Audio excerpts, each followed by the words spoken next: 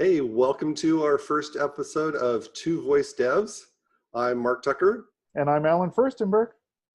and we've talked quite a bit, Alan, haven't we, about doing something like this, and we're finally doing it. Hello, I'm Mark Tucker. Hey there, I'm Allen Firstenberg, and welcome to Two Voice Devs, Two Voice Devs, episode 200. 200, Woo! yay! And And year 4. amazing, we're entering our 4th year of this. It's amazing we've done 200 episodes. Amazing we're entering year 4. And I feel like I say this every 50 or 100 episodes or so. But way back at the beginning when we started this 4 years ago, it was Carol who, first of all, got us together, urged us to do this show, and said, give it a try. If you make it 10 episodes, you'll probably have a pretty good run. Yeah, you'll probably keep going, and Yeah. guess we just keep going. So We missed a few weeks this year, though. So, we've taken a little bit more time for ourselves, and I think that's good. yeah, It's hard sometimes doing this every single week. And there are certainly weeks where it feels like, I don't know, is there really anything to talk about? Or, a lot of stuff happened, but it was all about the same company we mentioned last week. yeah. Maybe we shouldn't do that, too often. It's been an amazing year. It's been a really interesting year, hasn't it? It sure has been. It's continuation of the buzz with large language models and continuation of LangChain and retrieval augmented generation, but new things and lots of models to choose from. More and more from like top names, from people we Right. haven't heard of before, open source models. There's just all kinds of models available. I think about it from the stuff that I'm mostly deeply involved in. And I realized that a year ago, we had heard the name Gemini, but hadn't seen it. Yeah. Gemma hadn't appeared on the picture yet. Google was really looking like an also ran in this whole thing. And Microsoft was, far out ahead, but paired with OpenAI.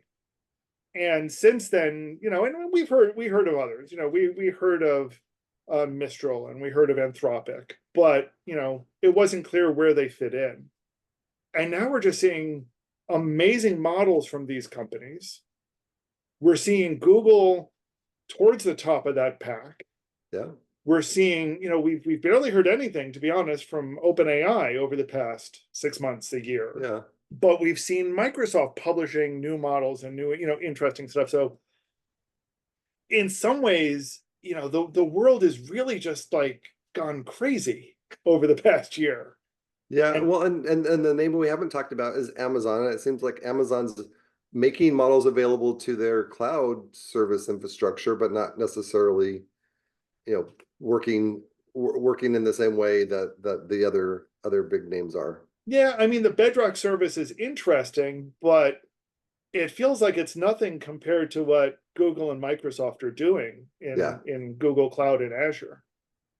So, but you're right. We haven't heard much from them. We haven't heard much from the other cloud players too. Everyone's got an AI platform. You have to have an AI platform. Yeah.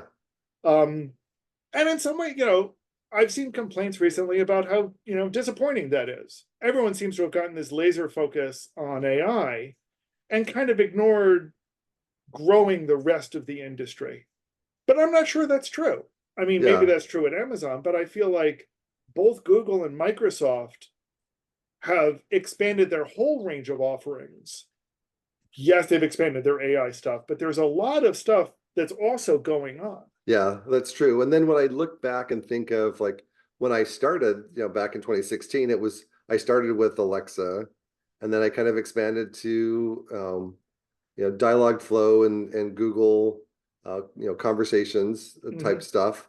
And now the stuff I've done, the last year is, well, and we've even dabbled in different things with LLMs, but the things that I'm doing are more models like BERT, or things that are taking advantage of the new transformers technology and infrastructure and but doing things that are slightly different. It's not doing generative. It's Mhm. doing other things. And so I just see that there's like this kind of change in how I've spent my time and the focus that I've spent, but it's still in service of how can developers create solutions that include natural language to solve the different challenges that they're facing.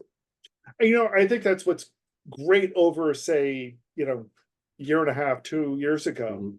is that I think people are becoming more and more aware that these large language models are great, but the same technology is applied in other ways. So we Yes. have this notion that Roger and I have been discussing a lot recently, for example, of either smaller language models or large language models that are meant to be deployed locally or on your phone. And no, they're not perfect and they're not the big ones, but where do they fit in? How can you take a BERT or um, a Gemma and make it something that is exactly what you need and that runs efficiently locally, but still but does what you need. Yeah. And that's kind of the key. And I think that's kind of what people are really starting to catch on, is that, and this is the bigger picture, is that these LLMs aren't do everything. They're a tool. They Yeah. fit into the rest of what we're doing. Yeah, and then I was reading an article here just today where they were talking about new types of models that are coming out that maybe um, LLMs isn't the only thing, and maybe we've kind of pushed things. It's kind of it. I remember when LLMs came out, it's kind of like we support this number of parameters. Oh, we support this number of parameters, and it was like the bigger the better. We've got a bigger context window, so we can evaluate more data. We can do all this stuff, and along the lines of your conversations um, with Roger is that people are starting to look at those medium-sized models or looking at solutions about running things local. So I agree that it used to be a lot of focus, a year and a half ago, it was just like the bigger the better, and kind of Yeah. that was like the only announcements coming out. But we're finding, which I think is healthy, additional innovations and um, figuring out kind of right fitting what model works for our particular situation. And you don't always want to go with the big semi truck. Maybe you want the econovan or something like that, right? So that's kind of fits in with my perspective of how things are similar to what you're Yeah. talking about. And I think the other thing, and this goes back to, I look back at our first episode. Do you remember what our first episode was? Oh, I don't now. Oh no. Oh no. That's tell me, remind me what it was. It's been 4 years, Mark. It's I know. understandable. It was on quick links and action links. Oh, that's right. And we were talking about how wonderful these were going to be, because this gave you this nice smooth transition between a web the launching it on a web Yep. and continuing it as a conversation. And one of the things we were really excited about was being able to have this smooth back and forth transition. And I think now, we don't have that yet. We're getting Mhm. there. We have this notion of, for example, GPTs, which have a URL and anybody can launch now. And in theory, you could link to it from somewhere on the web. Yeah. That's not quite the same thing.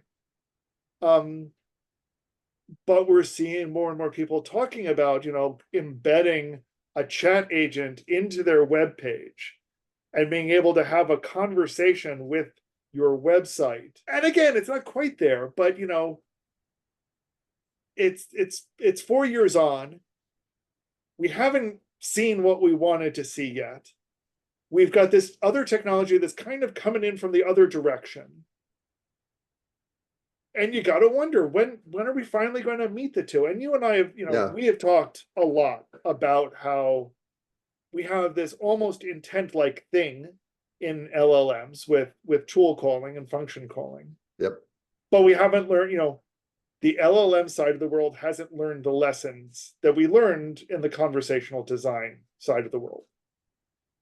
Yeah. And I feel like this time that, for episode 250 and our 5th anniversary, I feel like we're going to finally see somebody start to make those connections and putting the pieces together. And by somebody, I mean somebody outside of the voice world and the conversation design world. That we'll finally get that the other industry catching on to what we learned 5 years ago. Yeah, I think you're right. I think there is kind of looking forward. There does need to be a married kind of coming together of concepts from the AI world and kind of more not I kind of hesitate to say classic NLU world, because NLU existed way before we did it, but kind of consumer facing NLU maybe more. And so I do see that need for those things to go. I think there's going to be continual innovations and the filling in of the gaps of maybe more hybrid. That's not just kind of what's now becoming classic LLMs from what we're looking at.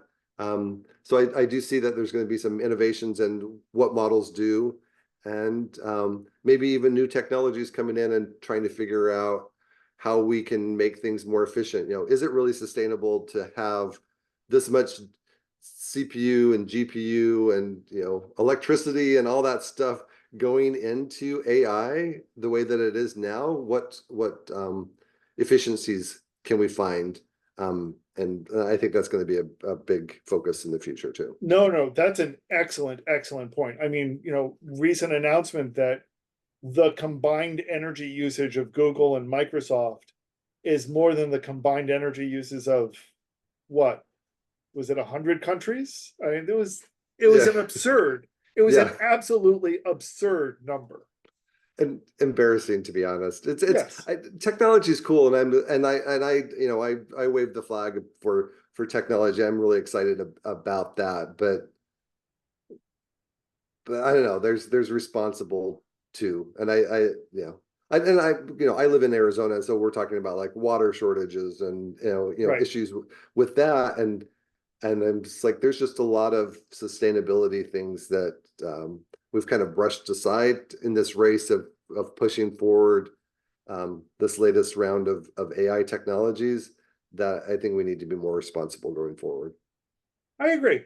And and I say this as a person who has finds a lot of use in some AI technologies. I think the real question is going to start being, and I'm hoping companies have started to wake up to this, is saying, is this worth it? How much are the costs reflecting the real the actual costs?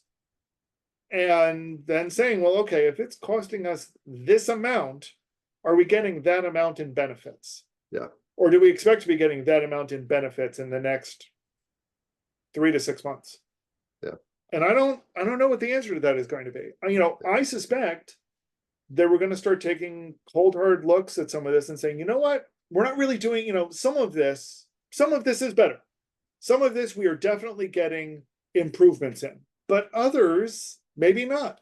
We were able to do this before, and the new way of doing it isn't any better, or has marginally elements better. has elements that are about the same, and maybe we'll take this small part and make it better. And maybe that's going to be, again, the trend going forward is how do we find the right parts of AI and use them effectively, and marry them to the old methods that we've had for ages in some cases. I mean, and that was also a recurring theme that we've had for the past 4 years about all sorts of technology, is that voice was a tool. How do we fit that tool in with the tools that we already had? Now AI is another tool. How do we fit that tool in with the other tools, including voice, that we already had? Those are the questions that I certainly hope we're going to be answering more and more. Yeah, I do too. So and I enjoy continuing to learn and continue to evolve as this, is moving forward. I like kind of riding the train, and shoveling the coal from time to time as we're kind of learning. I don't know. I'm weird analogy day today for me for some reason. I'm maybe, but I enjoy being involved in this and seeing how it's going and pushing it forward and kind of bringing my own contributions and thoughts to it. So I'm really excited about where it could go. And so I think there's going to be, continue to be things to talk about as we're, the episodes in the coming year as we kind of see new things and talk about them. So I have no doubt we've got stuff to talk about in the coming year. None whatsoever. I mean, just thinking, we've gotten teases from Amazon that stuff is coming. We don't know what, we don't know how, but something is coming, and hopefully it will be developer friendly. Yeah. We've gotten hints from Google that something is coming, and hopefully that will be developer friendly. We've gotten hints from Apple that something is coming, and hopefully that will be developer friendly. And this is where I'll take a moment and say, look, if you are enmeshed in the Microsoft environment, if you're enmeshed in Apple's environment, and you want to be on the air, let's talk. We're interested in hearing your perspective. One of the, and I think this is one of the great things that we've seen over the past 4 years are our guest hosts. Yes. We've had some amazing people come on. And we really enjoy having guests on. It's hard. We don't really call them guests because we're calling them co-hosts as they come and sit in the chair next to us, and share their perspective on things. And I think there's lots of people who have valuable things to say. So come on and be a co-host with us in the future. If you're interested in that, let us know.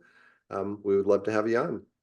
It's always been too, and then I think is another hallmark of us is we decided early on the name, and since then it's always been two of us on the screen. We've never had, we've never tried to get more than two at a time. Yep. And we've always made sure we got developers. This is a show with a developer perspective on it. And I think that's important, in an AI world where you've got researchers doing a lot of talk, and you've got investors doing a lot of talk, and you've got business people doing a lot of talk, and talking about AI from all of their perspectives. I'm glad that we have this very, very specific focus on all developers. Yeah. This concept of you don't need to be an AI expert to use this tool. There's stuff you need to learn, but you don't need to be an AI expert. Yeah. You're either learning like the rest of us, or you call yourself an expert because you feel like you can get away with it. So that's where we're at right now. And, no, that's an excellent point. Is we are all learning, and I feel like that was something that we said 4 years ago, that this is new and we're all learning it.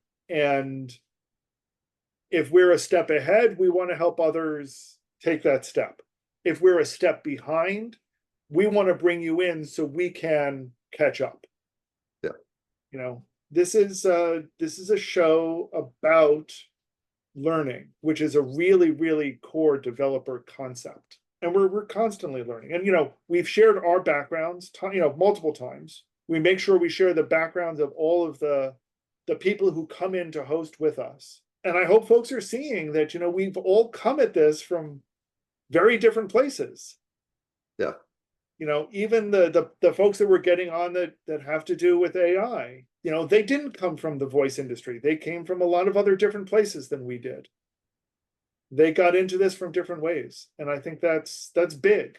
So what are some of your biggest memories from the past 4 years, Mark? Man, I remember like different shows where we focused on, here's a big Google announcement, or here's a big Amazon announcement. Those are always kind of fun to get the flood of, here's 20 things that are new that are happening, all in one day. I think those are always kind of fun because you're scrambling to read up about it and kind of try to understand it to a level where you can start saying, oh, this is this falls into this category and this falls into this category. So I think some of those were my favorites because we were kind of on a quick deadline to understand what was happening and then trying to break it down as best we can to other people so that they could come up to speed, and more than just kind of a quick, we would try to give some little developer insights into what that meant. So I think those were some of my favorite episodes. I have two sets of favorites, I think. One is our holiday episodes. Oh yeah, those are fun. That was I mean, and it was an amazing episode when we did the 12 days of Voice-Miss and had a bunch of members from the community joining us. That was a really special episode. As we like to say back in the 80s TV biz. But and I would certainly agree with you that our the follow-on to announcements episodes were always fun.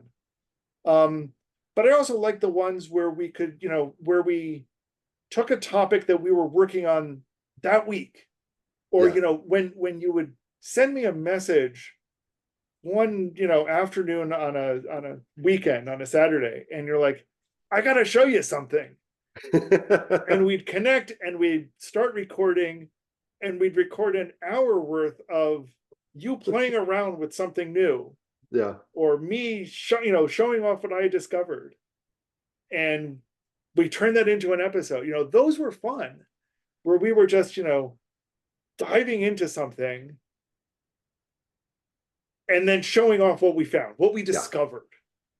Those are always fun. Yeah, you're right. I do like those because it's just kind of like that. I think that's at the heart of why we started to do this, and kind of why what kind of pushed me over is like, well, what are you doing? Oh, that's really cool. Well, here's something I'm doing. And so it was, and the idea of having it on a weekly basis was just, what's going on for you this week? What can you share? So I do like those as well. And, one of the neat things that almost that folks don't see is that almost every time we record, either before we hit record or after we stop, is we chat about how we're doing. Yeah. And that's been important to us, is that this is, you and I have met in person now twice. It's been twice. And yet we've got this connection where we see each other almost every week. Yep. We talk about what's going on in our lives. And I feel like that's one of the great things about these communities in general, is that they do build that connection between people. And that's important. Yeah, we want to be not just hosts of this show or developers that are learning. We want to get to know you better, and whether that's on social media or other outreach at conferences, whatnot, we're interested in getting to know you.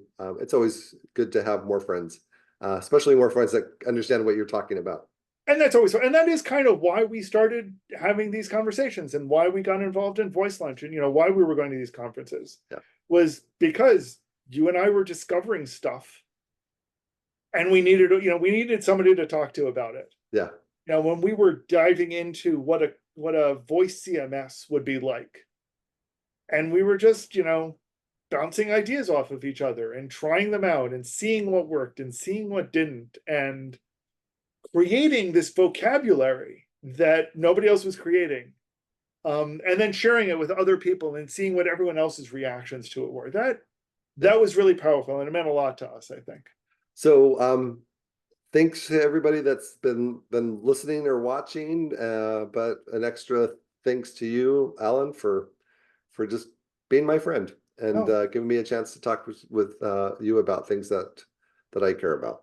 No, thank you as well. It's been an amazing 4 years. I look forward to continuing to do this, and more importantly, continuing our friendship and continuing that connection, because it's been great to get messages from folks when they enjoy an episode. It's been great to get feedback from people. Find us on social media, leave comments below, et cetera, et cetera, et cetera. Yep.